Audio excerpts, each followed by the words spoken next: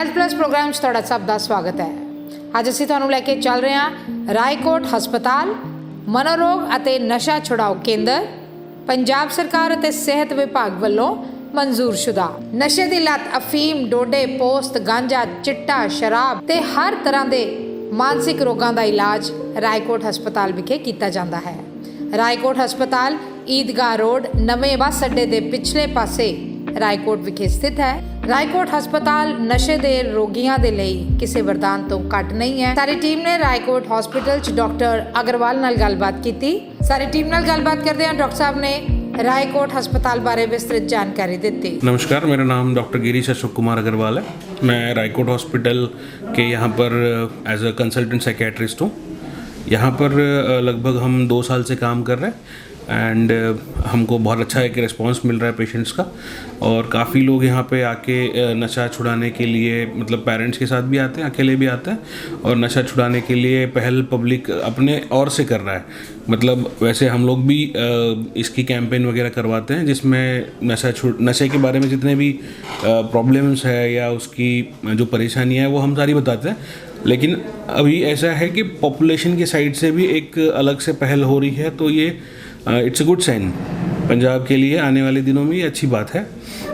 रही बात हमारा जो हॉस्पिटल है, यहाँ पे पेशेंट हम एडमिट भी करते हैं, जहाँ पर ऐसा है कि डे केयर बेसिस तो नहीं, लेकिन लगातार पेशेंट एडमिट रहते हैं और जब तक उनका हेल्थ हमको ठीक नहीं लगता और नशे में से वो बाहर नहीं आते तब तक हम उनको एडमिट यहाँ रखते हैं। हमारे यहाँ अलग से औरतों के लिए भी हमने एक वार्ड बनाया हुआ है जिसमें हम अगर कोई लेडी पेशेंट होती है तो उसकी पूरी प्राइवेसी रखे, उसका अलग से एडमिशन प्रोसीजर और उसकी अलग से एक सेफ्टी सिक्योरिटी का ध्यान देते हुए उनको भी एडमिट हम यहाँ करते हैं।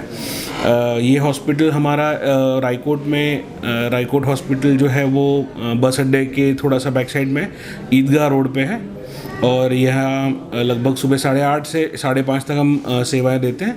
और एडमिट पेशेंट के लिए हम 24 आवर्स का एक स्टाफ है हमारे पास, 24 घंटा जो अवेलेबल होता है, सिक्योरिटी गार्ड, नर्सिंग स्टाफ, और इवन मैं भी अवेलेबल होता हूँ 24 घंटा जब पेशेंट को कोई दिक्कत आती है तो डेफिनेटली इन फैसिलिटीज़ का आसपास के जितने भी लोग होंगे रायकोट तहसील जगरांव और लुधियाना ज़िले के और आसपास जैसे बरनाला है या मोगा है, इस सारी जगह से जिनको भी ज़रूरत पड़े तो हम उसके लिए हमेशा तैयार हैं।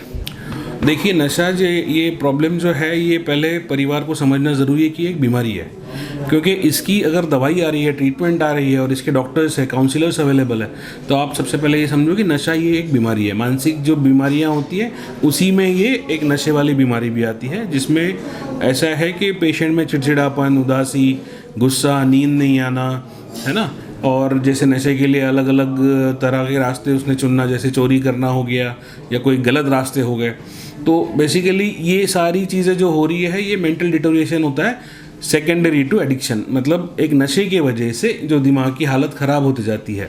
तो नशा ये एक बीमारी है, इसको पहले आपने समझना है कि ये बीमारी है। जैसे दवाइयों से अगर हम बाकी बीमारियां ठीक कर सकते हैं और दवाइयों से ही अगर हम नशे की बीमारियां ठीक कर सकते हैं, है ना, तो नशा ये ठीक करने लायक है। सिर्फ उसका ऐसा है कि आपने सही जगह इलाज करवाना ज़रूरी है, सही ड्यूरेशन के लिए, मतलब सही लंबे समय के लिए इलाज कराना ज़रूरी है। और आपको जितनी बार हम काउंसलिंग के लिए बुलाते हैं या कोई थेरेपीज़ के लिए बुलाते हैं या ट्रीटमेंट के लिए दवाइयों के लिए बुलाते हैं, तो उसमें आपने कोशिश करना है कि 90% से ज़्यादा अगर आप उसमें फॉलो करते हैं तो आपका नशा छूटने के काफ़ी हद तक चांसेस होते हैं। अब जो हमारे पास कोई नशे से परेशान पेशेंट है तो उसके साथ में हमारा व्यवहार अगर ख़राब होता है तो पेशेंट सोसाइटी की तरफ आने, मतलब समाज की तरफ आने की जगह उल्टा उस नशे के दलदल में फिर से फंसता है। तो बेटर है कि आप उसकी मानसिक लेवल को आप समझो और उसकी परेशानी को समझ के आप नज़दीकी अस्पताल में, मैं ये नहीं कहता कि उसको लेके ही जाना है आपने, नज़दीक जो अस्पताल होगा, सरकारी हो, प्राइवेट हो, जहाँ पर भी हो, वहाँ पे मानसिक रोग तज्ञ से मिलना है आपने और एक काउंसलर से मिलना है। ठीक है, समुपदेशक होता है जो बात करके भी पेशेंट से थोड़ा सा वो ये सारे चीज़ों में वो कैसे फंस गया, कैसे निकल सकता है, ये सारी चीज़ें डिस्कस होती है।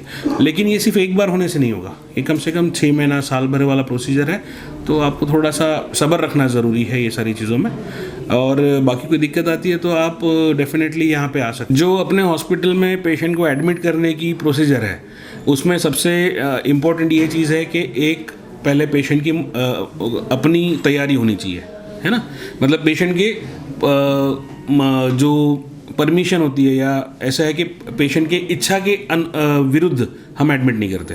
अगर पेशेंट एडमिट होना चाहेगा तो ही हम एडमिट करेंगे। एक दूसरा 24 घंटे साथ में कोई रिश्तेदार होना ज़रूरी है, ठीक है।